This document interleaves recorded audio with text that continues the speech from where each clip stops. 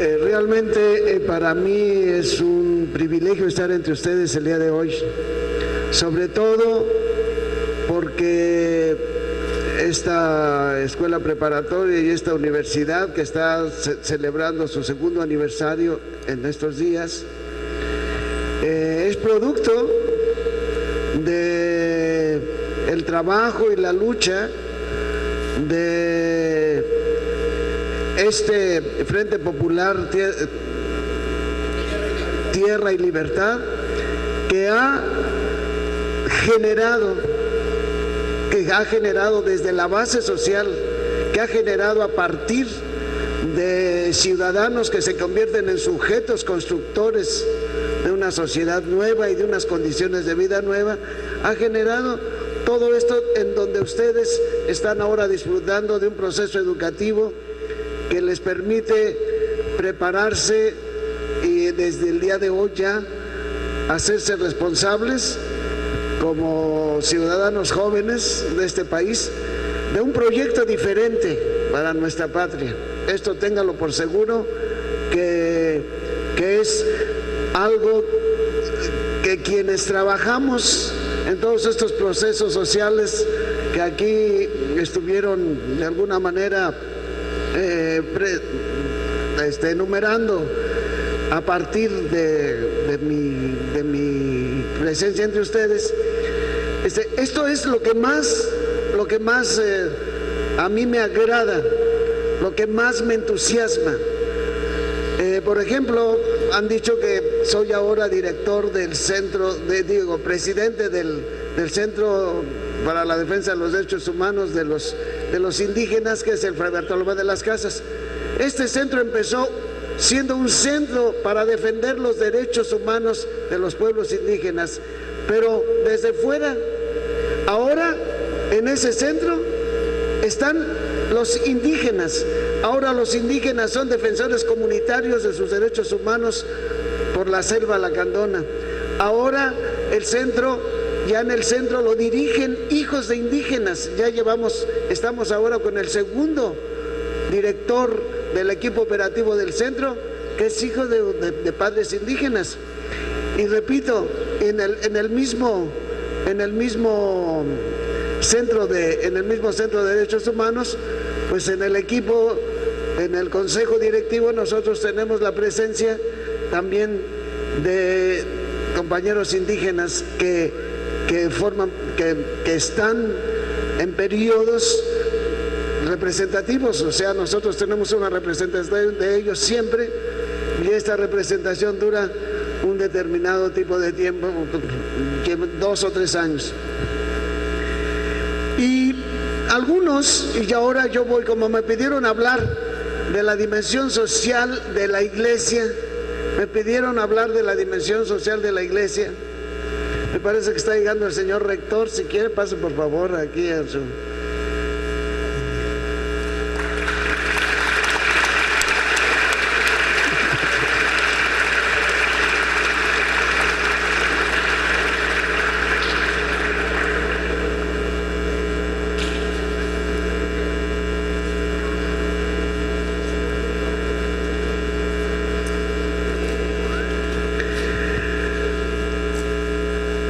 Les decía que me pidieron hablar de la dimensión social de la iglesia. Bueno, la dimensión social de la estructura de la iglesia, en primer lugar, es una dimensión social que le dio Jesús. Pero también la dimensión de construcción de la sociedad que tiene la iglesia, pues esto es lo más importante de la estructura que creó el Señor Jesús. Ustedes, pues a lo mejor tienen un concepto de la iglesia reducida a los templos, por ejemplo. Ustedes muchas veces al templo le llamamos la iglesia, pero en realidad la iglesia son las personas, y la iglesia son todos los bautizados. Algunos creen que la iglesia somos nada más los padres y las padrecitos y las monjitas. La iglesia son todos los bautizados. Todas las personas que han recibido el bautismo en la Iglesia Católica son parte de la Iglesia Católica, Pero la iglesia de Jesús y de las personas que creen en Jesús está más extendida de lo que nosotros los católicos somos.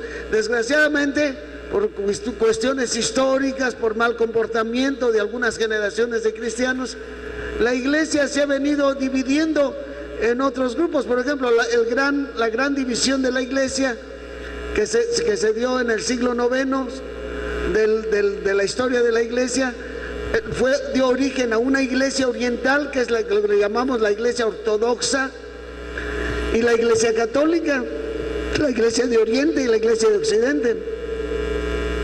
Otra división que dentro de la iglesia católica se realizó muy grande es lo que dio origen a las iglesias protestantes.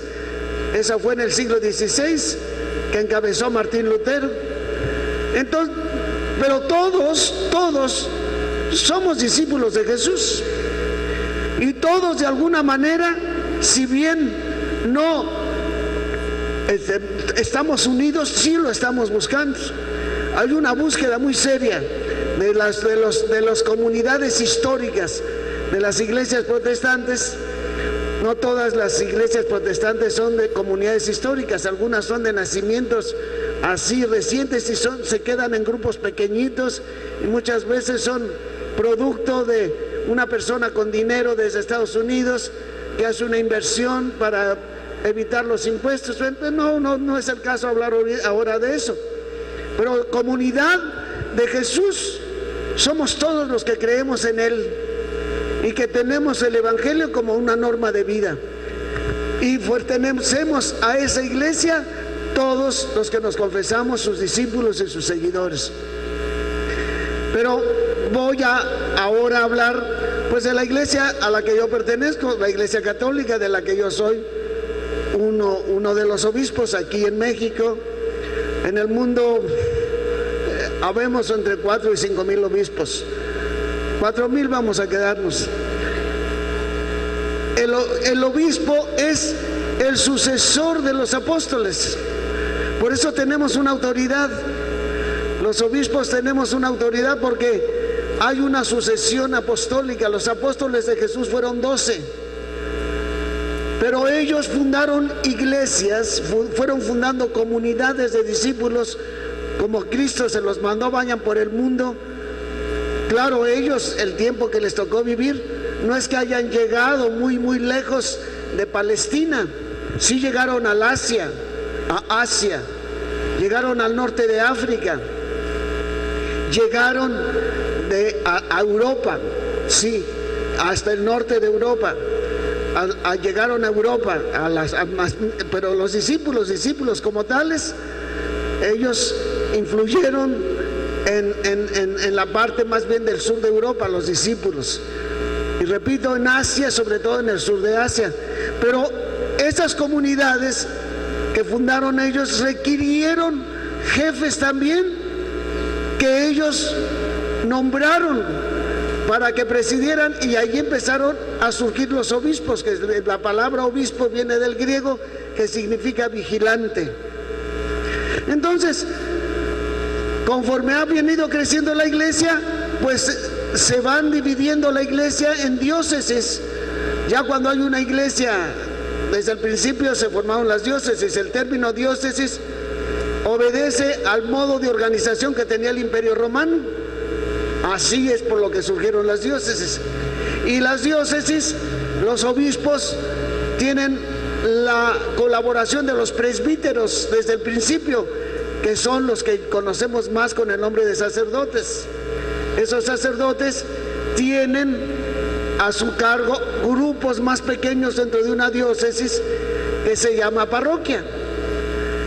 Esto es más o menos a grandes pasos la estructura que tiene la diócesis, que tiene la iglesia.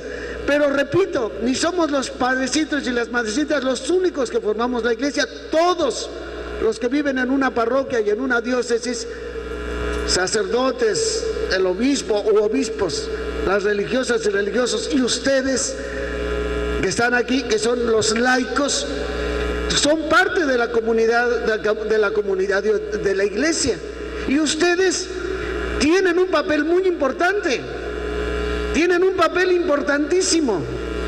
en la iglesia, la dignidad de ustedes. Yo, por ser obispo, no tengo más dignidad que ustedes. La única dignidad que tenemos en la iglesia, todos los bautizados, es la que nos da el bautismo. El hecho de que yo sea obispo y que reciba en una ordenación, nos ordenan, a un sacerdote lo ordena un obispo, a un obispo lo ordena otro obispo, a una religiosa la recibe una superiora, la superiora de la comunidad en donde entra, o a un religioso.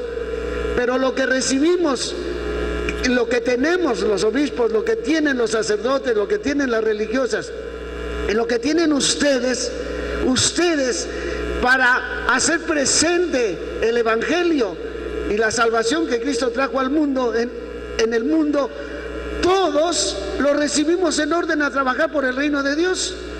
Los dones que reciben las personas que se casan, también la gente se casa por la iglesia. Los dones que recibe el sacerdote cuando lo ordenan sacerdote, la religiosa cuando hace sus votos, todo es para construir el proyecto de Jesús en el mundo, que Él lo llamó reino de Dios.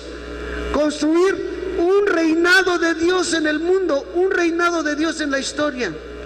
Y aquí viene esta dimensión social que la iglesia tiene. La dimensión social de la iglesia, la dimensión de construir sociedad, es esta. Es esta. ¿Qué es lo que nos da el evangelio? ¿Y qué es lo que nos da nuestra vida cristiana para construir sociedad? Nos da honestidad, nos da las normas de la convivencia en la paz, nos da la fortaleza para actuar con justicia, nos da la fortaleza para actuar con dimensión ética. Esto es lo que da la salvación de Jesús. Esto es otro concepto que nosotros mismos, yo creo que no lo hemos explicado bien, digamos, los que formamos a la gente, los que estamos predicando el evangelio. Hemos dado la impresión de que la salvación de Jesús solo se da después de esta vida, que hasta que se muere la gente entró en la salvación si se portó bien. Y eso es una mentira, eso no es verdad. Una persona se empieza a salvar cuando abandona sus actitudes egoístas, cuando abandona su hábito de decir mentiras, cuando abandona su irresponsabilidad ética y empieza a construir una sociedad en la que se respeta la verdad, en la que se respeta la dignidad humana, en la que se respetan los derechos de todos y en la que se respeta el derecho que todos tienen a una vida digna, en la que se respeta un organismo político, en donde se pone este organismo político a cumplir con la función política, que es garantizar el respeto del derecho y garantizar el respeto a la justicia y garantizarle a todos los ciudadanos una vida digna. Pero en la construcción de sociedad no nada más los políticos entramos todos los ciudadanos prestando distintas clases de servicios. Aquí, por ejemplo, en esta escuela, pues hay unos directivos, hay unos docentes, hay un equipo de administración, etcétera. De la misma manera que en un hospital hay todo un proceso profesional, hay un proceso administrativo. En todo el organismo social, todos los ciudadanos intervenimos. Entonces, ¿qué es lo que Jesús da? ¿Cuál es la fuerza que Jesús da? Y que es precisamente la que la iglesia o los miembros de la iglesia tienen para poder garantizar una construcción de sociedad que valga la pena. Es eso, Jesús, los que tenemos fe en Jesús, sabemos que es el Hijo de Dios. Cuando vamos a la Eucaristía, estamos recordando una alianza que Dios vino a hacer con el mundo por medio de Jesús. Creerle a Jesús es aceptar con Él un pacto, ya que se habla tanto de pactos ahora, es aceptar con Él un pacto en el que nos comprometemos a construir el mundo como Dios lo diseñó. Dios no Nosotros los que creemos en Jesús creemos en un Dios creador. Los que creemos en Jesús aceptamos la Biblia. Y perdónenme que les diga esto, pero leer la Sagrada Escritura el día de hoy es muy interesante. ¿Por qué? Porque hubo un tiempo en que la Sagrada Escritura se leía sin un aspecto crítico, sin ningún aparato crítico, sin ningún análisis de exégesis literaria, es decir, sin considerar para nada los géneros literarios en los que fue escrita la Biblia, las condiciones históricas en las que surgieron los libros de la Biblia, sin considerar todo aquello que en la Biblia está contenido, pero para un contexto humano y que produzca la vida. La Biblia no es un montón de reglas morales nada más, de prohibiciones, como algunos lo quieren presentar. No, la Biblia nos enseña a entender la vida como Dios nos la dio. La Biblia nos enseña a estar capacitados para producir vida, para producir paz, para producir justicia. Esto es lo más bello. Cuando uno empieza a leer la Biblia, vamos a decir, con un cierto grado de responsabilidad y también ayudados por profesionales. Existen profesionales de la Biblia, existen escuelas. Yo soy dominico, soy religioso dominico, soy fraile dominico, y nosotros los frailes dominicos tenemos una escuela de arqueología bíblica en Jerusalén, en donde se van a formar personas que se capacitan para leer la Biblia, ayudarnos a leer la Biblia de manera correcta. Y una manera correcta de aprender a leer la Biblia es tener una guía. Hoy las Biblias traen un aparato crítico abajo, traen notas con aparato para que entendamos qué querían decir las cosas en aquel tiempo y cómo hoy nosotros tenemos que entender la Biblia para nuestro tiempo. Eso es muy importante. Es una de las partes muy interesantes. La reflexión teológica, ustedes oyen hablar de teólogos, es lo que hacen, pero necesita una base bíblica y una base bíblica actualizada y profundizada profesionalmente por expertos que nos ayudan a entender de manera correcta y de manera mucho más abierta de lo que a veces nos quieren presentar la Biblia. Entonces, la dimensión social de la iglesia tiene dos aspectos. Un aspecto interior, la iglesia es una sociedad en donde su estructura tiene que ir a la formación de los cristianos. No se vale que nosotros bauticemos un cristiano y no lo formemos para que conozca la palabra de Dios y conozca sus responsabilidades en el mundo. No se vale. Es muy feo que un padrecito lo único que se dedica sea a dar sacramentos y no organiza su parroquia. No organiza su parroquia en cursos, no organiza su parroquia con atención a la problemática que está viviendo nuestra sociedad. No se vale, el día de hoy no se vale que una parroquia no tenga todo un proceso en donde atienda los derechos humanos, en donde atienda una formación ciudadana madura, para que no se pongan a vender el voto los cristianos, para que no se pongan a apoyar sistemas políticos que están echando a perder al país, para que los empresarios que se dicen cristianos lleguen a sus empresas a explotar al pobre trabajador. No se vale que un cristiano el día de hoy sea así. Hoy no se vale eso. Hoy no se vale. Entonces, esto. Y luego, ¿cómo queremos? Fíjense, porque un modo de ser buen cristiano es dejar pobre a la gente y luego darle limosna.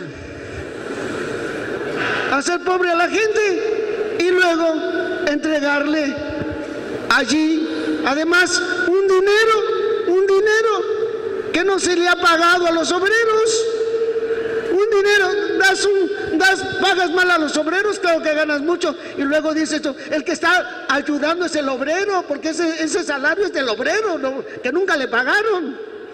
Entonces, ya no se vale nada más, repito, generar que la iglesia crea que hace el bien cuando solamente da asistencia al pobre. No, y lo dijo el beato Juan Pablo II, tenemos, decía, que cambiar las estructuras sociales y políticas y económicas que producen pobreza, que producen a los pobres.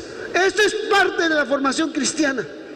Aprender a organizar la vida con responsabilidad con el hermano y con la hermana. Y desbaratar esos procesos en donde de manera sistemática se están produciendo pobres, se están produciendo enfermos, se está produciendo gente que no tiene ni una casa digna, se está produciendo gente que vive allí, así nada. Por eso me da mucho gusto que me haya invitado aquí, porque aquí hay un proceso en donde se han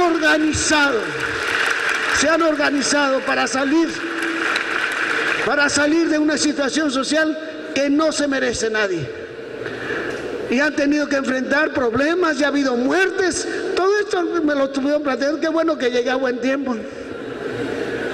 Qué bueno que llegó a buen tiempo, porque si no, yo no hubiera sabido dónde el tesorito que tenía frente a mí.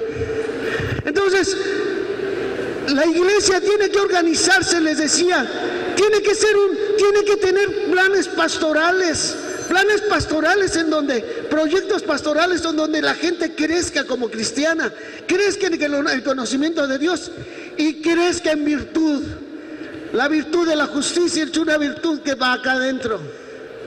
Una persona que no tiene la virtud de la justicia puede andar allí pidiendo justicia y luchando por la justicia, pero cuando la ponen donde hay, se le olvida la justicia y empieza a ser igualita que los otros.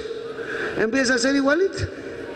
Se monta con los otros, como dijo uno, oye, el otro día estaban 3 golpeando a un cuate, que me meto, y entre los 4 le pusimos una. Así sucede, que cuando tú estás afuera del sistema opresor, te metes, ¿verdad? Cuando ya llegas, yo llego aquí, y luego ya eran 4, pero entre los 5 se pusieron parejo al pueblo. No se vale eso. Entonces, la virtud de la justicia, la comprensión de lo que es la vida humana, la comprensión de lo que son los derechos de la persona. Esto, hermanos, es parte de lo que Dios nos enseña. De ninguna manera, yo creo, a mí me dicen, oiga, ¿cómo le hace? ¿Usted se cambia de gorra? Se pone la gorra de los derechos humanos y se mete, y se pone la gorra de cura y se mete. No. Yo, desde que decidí predicar el Evangelio, yo por eso decidí, porque a mí me cambió la mentalidad del Evangelio. Yo estuve también en una universidad, la Universidad Nacional. En aquel tiempo era menos difícil, estoy hablando, así como me ven, pues sí, en los años 60 yo estudié en la Universidad Nacional. Me tocó el movimiento del 68. Participé en todas las manifestaciones del 68, menos en la de Tlatelolco, porque ese día tuve que ir a reprogramar mi examen profesional. Yo ya era pasante de la universidad. Pero yo cuando llegué a la universidad, llegué para tener la casa rica. Iba a ser ingeniero, yo soy ingeniero, y sí acabé, soy ingeniero químico. Entonces, llegué para tener la casa rica, el carro sport y la esposa guapa. Ese era mi ideal de ingeniero, ¿verdad? Y hacer rico al empresario, dueño de la empresa, yo tener un buen salario para comprarme la buena casa, el buen carro, y claro, conseguirme una muchachita de buen ver. Pero cuando yo empecé a leer el Evangelio, porque al lado de la Universidad Nacional hasta hoy está la parroquia universitaria, el campus Ciudad Universitaria. Ahorita ya hay mucho más campus de la UNAM allá en México. Y allí leíamos el Evangelio. Y allí aprendí a ver cómo se producen los pobres, cómo son los sistemas sociales injustos los que producen la pobreza. Ser pobre no es cuestión de mala o buena suerte. Ser pobre no es eso. Ser pobre es ser víctima de causas que se ponen en la sociedad para que unos cuantos vivan de los demás. Punto. Y es un sistema producido. Ahí tienen la Ley Federal del Trabajo, ahí la tienen. Hoy en la Ley Federal del Trabajo se puede contratar por horas. Ya no va a haber horas extras. Hasta antes de estas reformas a la Ley Federal del Trabajo, tú entrabas a ser contratado por 8 horas.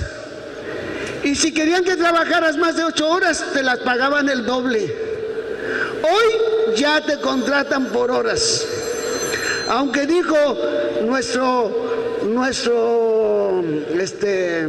secretario ejecutivo de la CTM, que ya también, así como Fidel Velázquez, también ya lleva no sé cuántos años allí, dice, pues a ustedes los van a contratar por horas, y lo pusieron así con una mano aquí y un bastón acá. A ustedes los van a contratar por horas, a nosotros nos contrataron por siglos y se aguantan. Nos contrataron por siglos para ser de la CTM. Entonces, en ese sentido, hermanos, fíjense bien, ahí está, cómo se hacen leyes para que los pobres obreros tengan que trabajar para el patrón de esclavos.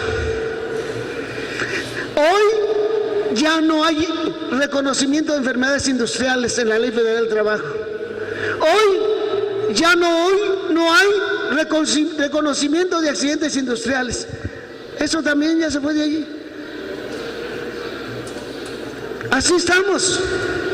Hoy te pueden contratar por 30 días, 60 días, 90 días para que no hagas derechos. Todo esto y es por ley. Y esto está reconocido. O sea, los obreros y las obreras, los empleados y las empleadas van a ser de aquí en adelante todavía más pobres, producidas por un sistema injusto, corrupto, a favor de un sistema mundial que está solamente pensando en que se enriquezcan unos cuantos. Entonces, ¿cómo uno? Fíjense bien, yo les voy a hacer un planteamiento, ya con esto yo termino mi palabra así, luego ustedes pueden hacer preguntas, ¿se vale? ¿Sí? Porque, ok. La tierra es una casa para todos. El planeta Tierra Dios lo hizo para que lo disfrutáramos todas las personas que vivimos en él a través de la historia. Esto está claro en los evangelios. Les pongo una parábola que Jesús dijo. Dice Jesús, había un pobre hombre enfermo y pobrísimo, lleno de llagas, sentado afuera de la casa de un hombre muy rico, que comía con una grande opulencia, que comía con un gran lujo, se vestía igual y vivía en todo. Y jamás, ni siquiera las migajas que caían de su mesa se las dio al pobre. Cuando murieron el pobre Lázaro, el pobre murió y él se fue, lo que llamamos el cielo. Jesús habla del seno de Abraham, es el cielo. Y el rico epulón egoísta se fue al infierno y vio a Lázaro junto a Abraham allá en el cielo. Le dijo: Padre Abraham, manda a Lázaro para que ponga su dedo en el agua, porque aquí estoy en un lugar de tormento y me quemo de sed.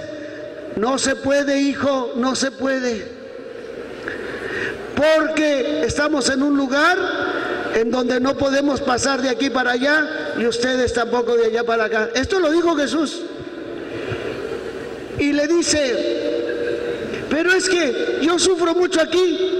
Lázaro en la tierra tuvo males y por eso ahora aquí goza de bienes. Tú en la tierra tuviste muchos bienes y por eso ahora padeces. Le dice, oye, manda a Lázaro para que les advierta a mis hermanos. La herencia de nuestra familia nos permite vivir así como viví yo. Que les avise, que les advierta para que no vengan aquí. Y dice, allá tienen a Moisés y a los profetas. Ahí está. Fíjense bien, después explico esto. Ahí tiene a Moisés, que los escuchen. Dice, pero es que si resucita un muerto, le van a creer. Y dijo Jesús, si no le creen a Moisés y a los profetas, tampoco creerán aunque resucite un muerto. ¿Qué quiso enseñar con eso Jesús? Que tienen razón aquellos que dicen que la materia, que las cosas las crea un demonio malo, un Dios malo, y que las cosas buenas como el alma la crea un Dios bueno. Se llaman maniqueos, porque se llamaba Mane, así se llamaba el autor de estas ideas, de que había dos dioses, el Dios del mal, que es el que hacía el cuerpo con el que pecamos, y el Dios del bien, que es el que hace el espíritu. Y eso es mentira. No, Jesús no era maniqueo. ¿Saben qué se le olvidó a Lázaro? Que las cosas de la tierra son para todos, y que si hay pobres en la tierra, y está dicho en el Deuteronomio, si hay un pobre entre ustedes, no, primero les dijo Dios desde el Antiguo Testamento a los judíos, no debe haber pobres entre ustedes. Y más adelante, así, 3 versículos después, dice, si hay un pobre entre ustedes, trabajarán para que salga de su pobreza. Y dice la tercera advertencia, y cuídense que siempre tendrán pobres entre ustedes. Fíjense bien, o sea, jamás debemos descansar para que esta sociedad se ajuste. ¿Qué quiere decir con esta parábola Jesús?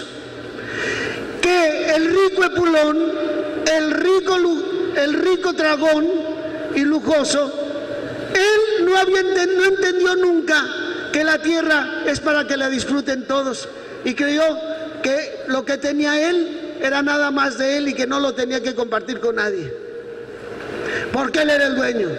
Se le olvidó que hay un único dueño, que es el Señor del cielo y la tierra, y que en esta tierra todos tienen derechos y todos tienen derecho a trabajar.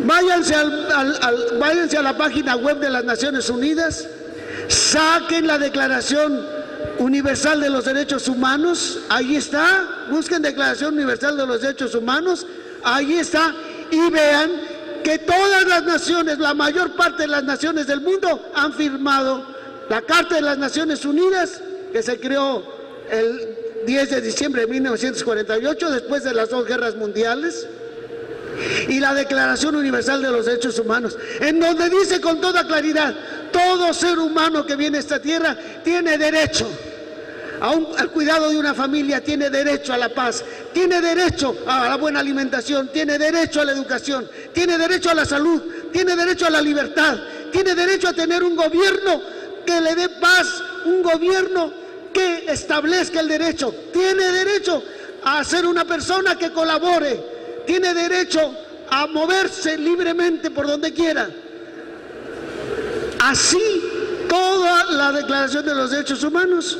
O sea que nosotros los cristianos también tenemos que compartir lo que hay en el fondo ético de cada persona y con la conciencia moral de cada persona. Entonces, fíjense, esta casa que es la tierra es de todos, y por lo tanto la tenemos que administrar para el beneficio de todos, y tenemos que trabajar para que cambien los sistemas que se ponen a repartir la tierra entre unos cuantos, a dar derechos solamente a unos cuantos. En este país, el salario mínimo es hasta 150 veces menos que el salario de un alto funcionario público. 150 veces menos. Eso es una locura. Jamás caminaremos en esta sociedad. Y además tendremos siempre violencia. Hay países en este momento en el mundo que no dejan que la diferencia de salarios, del máximo salario de un funcionario público, incluyendo al presidente, y el salario de un obrero no sea más de 10 veces. Existen naciones y tienen paz y tienen progreso. ¿Nosotros cómo vamos a tener progreso? Y además, en la región en la que vivimos, Canadá, México, Estados Unidos, México, Centroamérica, el Caribe, la diferencia del salario que la misma empresa multinacional paga en Estados Unidos o paga en Canadá y la viene a poner a México, aquí la vienen a poner para pagar 20 veces menos, para pagar miserias. Por eso vienen acá y no quieren que haya migración. No quieren que vayan los migrantes a buscar. Y lo mismo pasa de África y con Europa. Eso está mal. Desde ahora grábenselo. Y esto, quienes leemos el Evangelio y nos fijamos bien lo que dice Jesús, lo aprendemos. Yo les empecé a hablar de esto porque desde que, como joven que era, yo porque también fui joven, no nomás ustedes, yo también fui joven, y hace poquito, apenas, bueno, miren, yo así fue como decidí hacerme fraile predicador y trabajar en la iglesia, y además estoy convencido que tenemos que hacer. Ustedes pueden decir, bueno, pues órale, muévase la iglesia. Sí, tenemos que hacer planes pastorales muy exigentes, en donde a la gente le digamos, así como les estoy hablando de ustedes aquí, así hablo en la catedral, así hablo en la catedral. Yo no estoy inventando aquí porque estoy acá. Así en la catedral, ya hay gente aquí, así hablo en la catedral Saltillo, así. Y hago referencia a las cosas que se están haciendo mal. Así la hablo, así lo hago. Entonces, pero sí, también estoy trabajando para que en la diócesis de Saltillo tengamos eso. Gracias a Dios, tenemos el Centro de Derechos Humanos, estamos atendiendo a las desapariciones forzadas, estamos atendiendo a los migrantes, estamos atendiendo a los matrimonios que tienen dificultad con los consultorios familiares. Estamos tratando de generar procesos en donde se actúe con el Evangelio, en donde se viva la vida cristiana. Por eso dije hace un rato, no se vale que nada más demos el bautismo y ya no hacemos nada. Ahí vienes cuando te cases, Pues no se vale eso. Tenemos que trabajar organizando a la diócesis y organizando a la iglesia y haciéndonos cada día cristianos más coherentes. Entonces, esto que me pidieron, la iglesia tiene una dimensión social interna. Se debe estructurar como una sociedad que es con caminos de formación para formar bien a los cristianos, y se debe organizar con procesos de atención para crear sujetos sociales, procesos así como ese proceso del que surgió el Frente Popular Tierra y Libertad, procesos en donde ustedes puedan convertirse en sujetos de construcción histórica, en donde la tierra sea lo que Dios quiere. A eso vino Cristo. Cristo vino y fundó la iglesia para que ayudara a crear procesos históricos que hicieran de esta tierra eso que Él llamaba el reino de Dios, un lugar en donde se obedeciera a lo que Dios quiere: la honestidad, la verdad, la justicia, el derecho a la vida plena y digna, los organismos políticos y económicos que hagan crecer a las personas, que les garanticen una vida con toda la libertad y con toda la dignidad. No se vale esto, y grábense eso, al menos que les quede. Yo, a partir de esto, es que yo no descanso. Ser pobre o rico no es mala o buena suerte. Ay, pues qué pena, hijito, qué pena. Fíjate, que Qué pena, qué pena. Qué mala suerte tienes. Yo soy hijo de papi, tú, pobre de ti. Esto no es cierto. Lo siento mucho. Hay una relación causa-efecto. La pobreza es causada por el egoísmo humano y la deshonestidad humana. Y es causada por abuso. Es causada por sistemas políticos que se corrompen, que se adueñan de la tierra, se adueñan de las instituciones. Eso no puede ser. Y eso no lo acepta Jesús y eso no lo acepta un buen cristiano. Bueno, esto es lo que yo podía decir y estoy abierto a cualquier pregunta.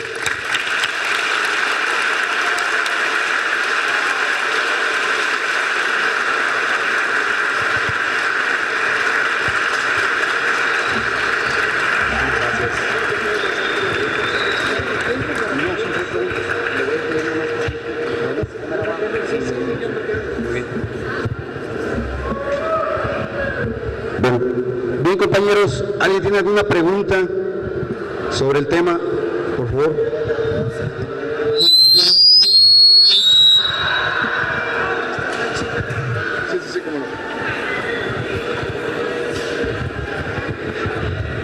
Buenas tardes.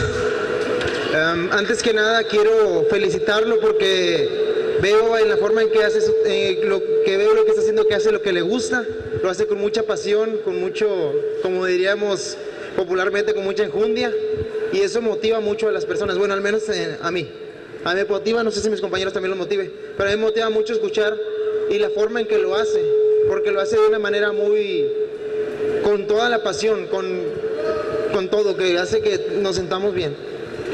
La pregunta nada más es, nosotros estamos a punto de, bueno, ya estamos más arriba de la carrera, estamos por salir. Un consejo que nos diera, porque yo quiero ser, o queremos ser, porque somos administradores de empresas, un empresario, y queremos ser personas que den trabajos y que ayuden a las demás personas también, sin dejarnos llevar por el sistema político que estamos llevando en estos momentos. Si quieren que vamos a hacer unas 3, 4 preguntas y luego si hay algo que se toque así, yo contesto a las 4. ¿Alguien más quiere? Ahí hay una chica ahí. Buenas tardes. Yo quería preguntarle, usted había dicho desde el principio que usted tiene su carrera, que es arquitecto. ¿Qué lo guió a ser sacerdote y guiarse más que todo en ayudar a los pobres y hacer labores sociales y derechos humanos?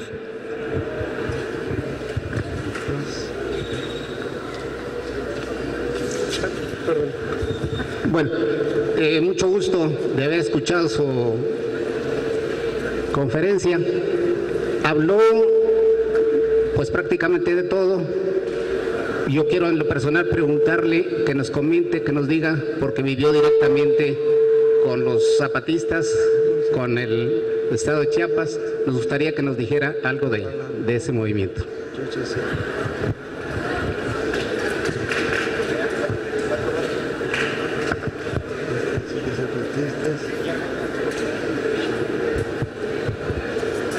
Muchas gracias por su asistencia, señor obispo. Mi pregunta es muy sencilla. ¿Considera usted que Jesús de Nazaret sería el primer izquierdista en el mundo? Bueno, vamos.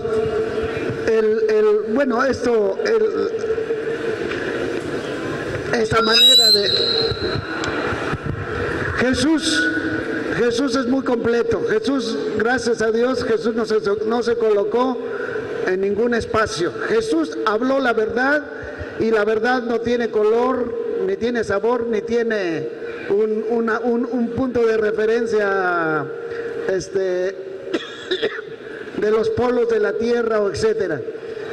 Jesús simplemente dijo la verdad, que hay personas que han llegado a la verdad y que por el hecho de trabajar por esa verdad, por la justicia, etcétera, se les ha puesto un cliché. Pues no me gustaría ponerle un cliché a Jesús, porque no me gustan los clichés.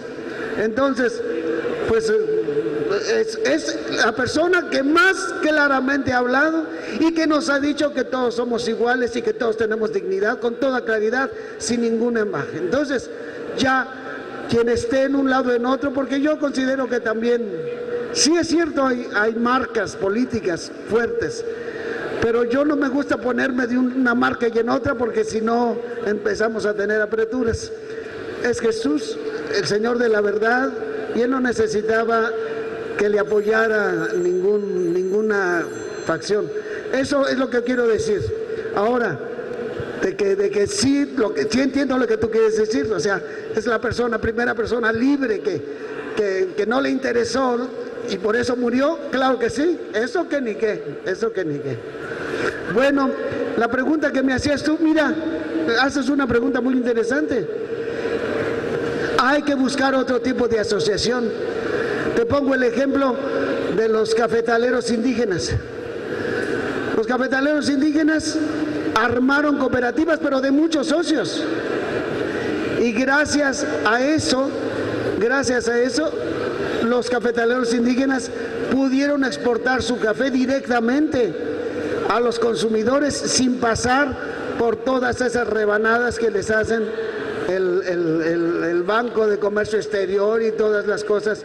Sí tenían que poner requisitos, pero salieron a vender su café. Entonces, ¿quieren ustedes hacer una empresa que tienen que ser esto que llamamos las empresas sociales? Y las tienen que hacer con esa mentalidad y van a sufrir y les van a poner límites, pero tienen que perseverar. Si quieren hacerlo, sí se puede hacer, pero ya piensas distinto, tienes que conseguir a muchos otros que piensen distinto y tienes también hay que trabajar para que cambien, para que quiten todos los candados que siempre los que protegen, claro. Si tú vas a hacerle competencia a una empresa protegida por el gobierno, te va a poner candados y candados. Y tienen que hacer mucho cabildeo allí entre sus legisladores, pues para que hagan las cosas como se debe. O sea, sí necesitan ustedes hacer. Nosotros, para defender a los migrantes, tenemos que hacer trabajo entre los legisladores, tenemos que hacer trabajo entre las instituciones públicas para que cambien las políticas públicas para los migrantes. Y hemos logrado cambios de la ley, los hemos logrado, gracias a Dios. Entonces sí se puede, claro. Ahora tú me preguntabas de por qué, pues eso es lo que decía. Mira, yo me di cuenta que yo nada más pensaba en mí así como el rico de Pulón. No iba a ser rico yo como ingeniero químico, no iba a hacer mucho dinero, claro.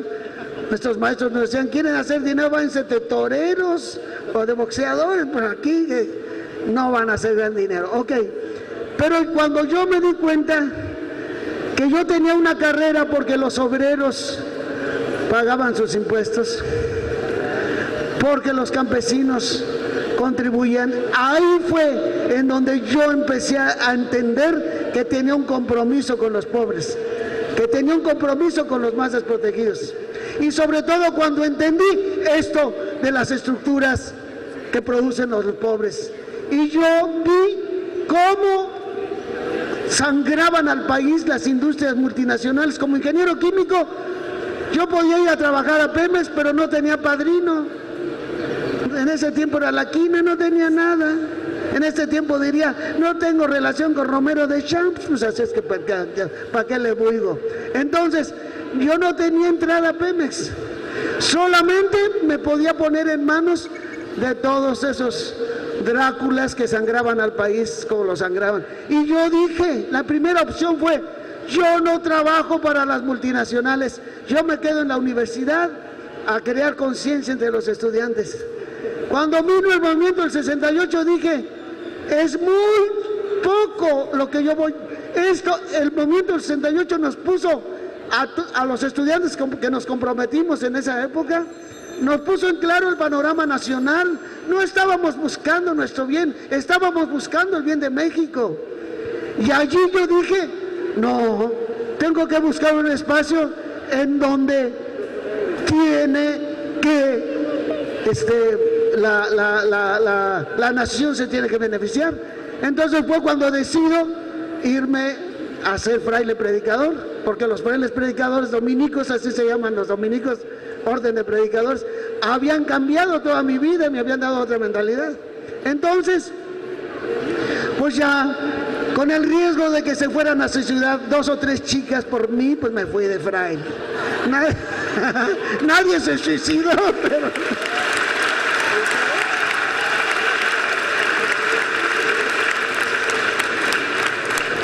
Y la pregunta sobre el tema de los zapatistas. La riqueza del movimiento zapatista es el mundo indígena. Ellos no buscaban el poder. Ellos le cambiaron, y eso lo dijo públicamente el subcomandante. El subcomandante Marcos dijo: a mí los indígenas me cambiaron la mentalidad. Él, que estaba dentro del, digámoslo así, dentro del clásico marxismo-leninismo en la lucha social, aprendió de los indígenas que no solamente quien tiene los medios de producción cambian la historia, sino que la cultura también cambia la historia. Y la cultura de los indígenas es la búsqueda de la justicia, es la búsqueda del bienestar de todos, es la búsqueda del cuidado de la naturaleza, es la búsqueda del auténtico progreso para todos. Entonces, eso es lo más rico que había allí. Y yo lo veía bien claro. Y a mí me preguntaron en una radiodifusora en Europa, bueno, si hay otros movimientos sociales de liberación, hay otras luchas en distintas partes del mundo, ¿por qué Chiapas es la que ha ocupado el escenario a nivel mundial? Yo le dije, porque los indígenas están hablando de justicia, los indígenas están hablando de igualdad, no están hablando de poder, están hablando de respeto a la propia dignidad y a la dignidad de todos. Y eso a cualquier ser humano con sentido común lo seduce, claro que sí. Entonces, eso es lo que yo fui a aprender en Chiapas. El valor profundo de nuestros pueblos originarios que hasta el día de hoy siguen firmes buscando la justicia. Eso ni qué, y por todas partes. Yo trabajo ahora en un centro de animación nacional a las misiones indígenas que se llama CENAMI. Soy presidente del consejo directivo de ese organismo, y de allí veo todo lo que los indígenas siguen haciendo por México desde distintas partes del país. Entonces, eso es la riqueza que yo traje de allá. Ellos no, a los 10 días aceptaron la lucha no violenta y se convirtieron en un movimiento social y político de búsqueda de la justicia. A los 10 días. Ellos ahorita no están en pie de lucha armada. Está la declaración de guerra firme porque el gobierno se ha negado a firmar la paz. Ahí sí, pero no están luchando ellos con las armas. Están luchando. Además, ellos tienen ya procesos autónomos. Los municipios autónomos están saliendo adelante y son autónomos, y los presionan y los ahorillan, y ellos tienen procesos de autogestión estupendos. Eso es lo que podría decir de la experiencia de los indígenas.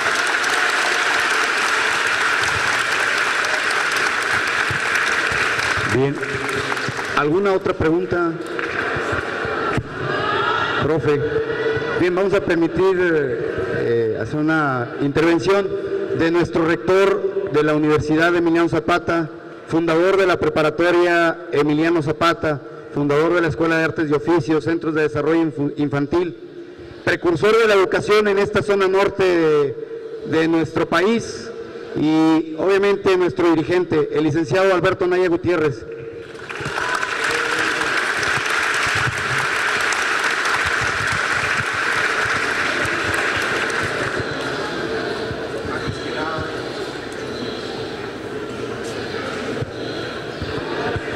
Antes que nada, agradecer la presencia de todos ustedes, agradecer también desde luego la presencia de Fray Raúl Vera, obispo aquí con sede en Saltillo, Coahuila, y desde luego felicitarlo por su extraordinaria conferencia que nos hace un planteamiento que rescata los orígenes y rescata también la esencia del cristianismo.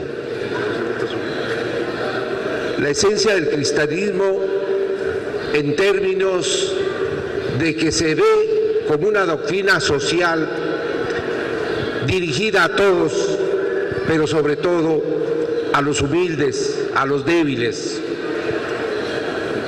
Una visión del cristianismo que busca una nueva sociedad en donde la igualdad, la justicia, en donde la libertad, la democracia y el progreso sean los ejes. En esa perspectiva, pues, una calurosa felicitación a Fray Raúl Vera por su participación en este evento.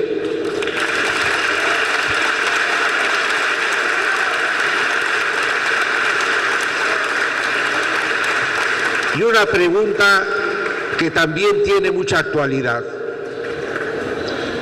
¿Cuál va a ser la posición de la Iglesia en materia energética?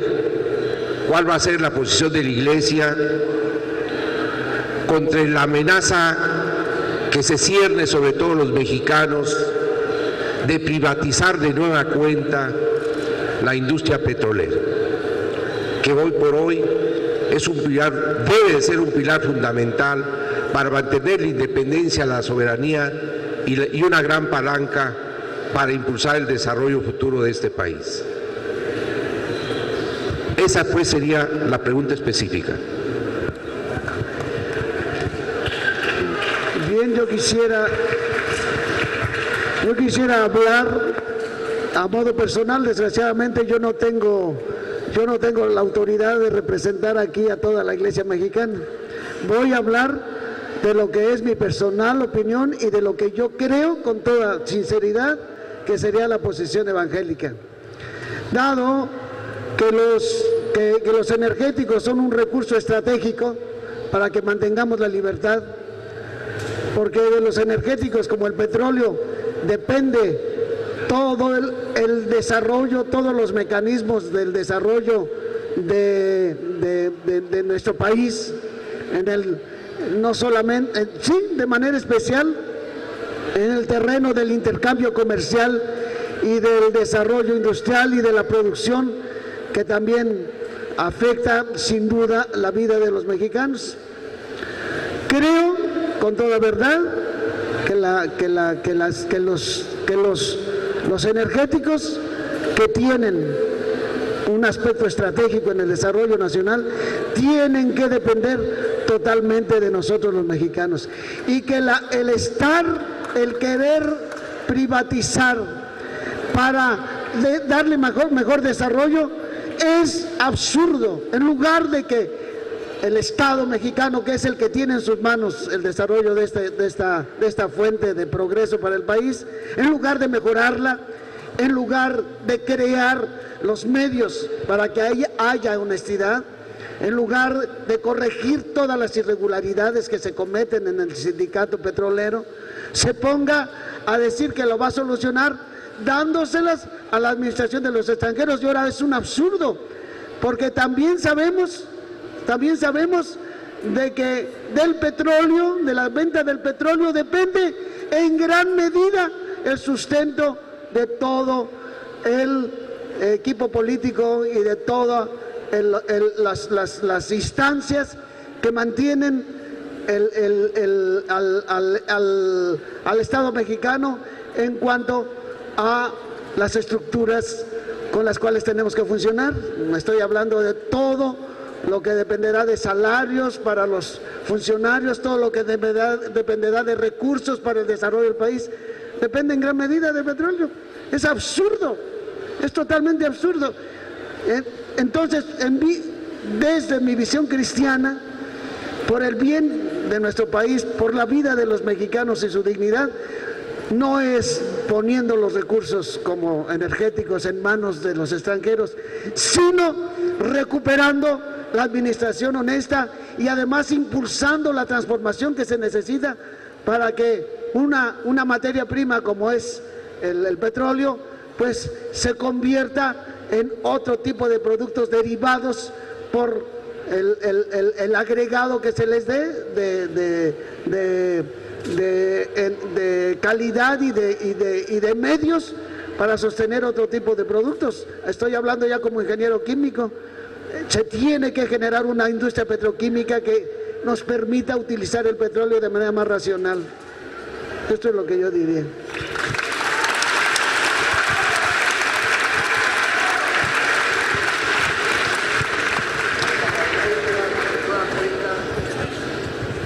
Agradecer de nueva cuenta la extraordinaria conferencia que nos imparte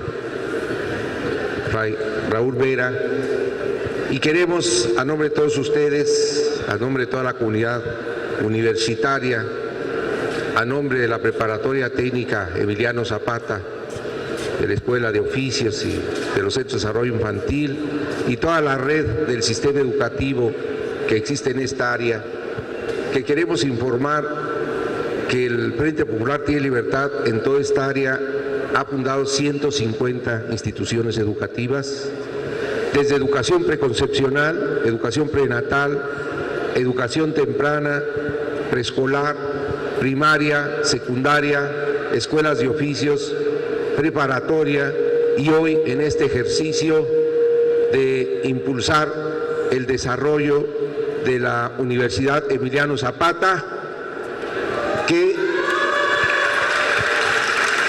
tenemos como propósito futuro que se convierta en una universidad pública, porque nuestra visión es que todos los mexicanos debemos tener derecho a la educación pública y gratuita, desde la educación temprana hasta la universitaria. Hoy tenemos una situación de transición y la universidad funciona como asociación civil, pero nuestro propósito es convertirla a futuro en una universidad pública con puertas abiertas para todas las personas que deseen ingresar a tener formación universitaria. Entonces, en esa perspectiva nos complace mucho presentar y entregar un reconocimiento a Fray Raúl Vera a nombre de todos ustedes y reiterarle nuestro agradecimiento por su extraordinaria participación.